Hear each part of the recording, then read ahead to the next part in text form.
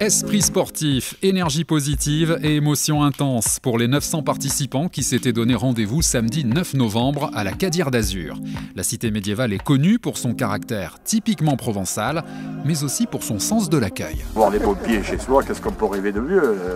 C'est en même temps le plaisir de rencontrer beaucoup que je connais et c'est avec beaucoup de plaisir et d'ailleurs même pour la population, chacun se sent honoré finalement d'avoir ce cross départemental.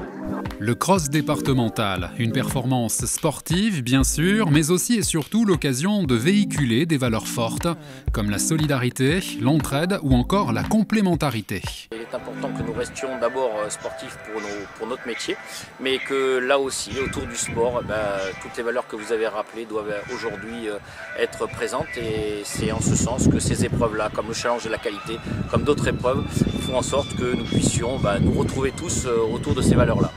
Et j'espère que les années qui arriveront feront qu'il y a de plus en plus de monde. En tout cas, les formations initiales et un certain nombre de formations qui devront venir un petit peu au cross, c'est aussi porter les couleurs des pompiers du Var. Pour cette 65e édition, c'est le centre d'incendie et de secours de la Cadière d'Azur qui a été choisi pour recevoir l'événement. Une grosse organisation pour un petit centre comme le nôtre, où on compte 35 personnels. Donc ça a été une grosse organisation pour nous, une fierté aussi d'avoir été entre guillemets élu par le service départemental pour organiser cette épreuve. Je pense que tous les membres du centre ont mis tout leur cœur et on espère que ce sera une belle journée pour tous les pompiers du Var.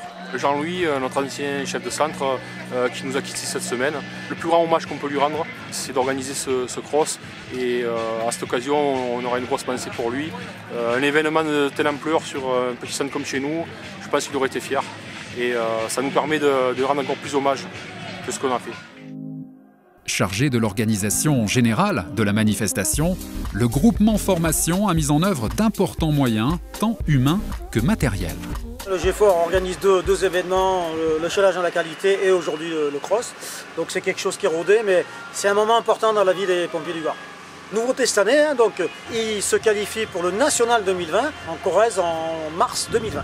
Main dans la main pour mener à bien ce projet, le SDIS 83 et l'Union départementale des sapeurs-pompiers du Var. Oui, tout à fait, on travaille ensemble depuis quelques années, donc le SDIS et l'Union départementale pour réussir des belles journées sportives, et pas que sportives, je veux dire sociales aussi. Donc c'est à nous de continuer cet accord qui marche très bien. Une reconnaissance approfondie des différents parcours est indispensable, une opération qui ne laisse aucune place au hasard.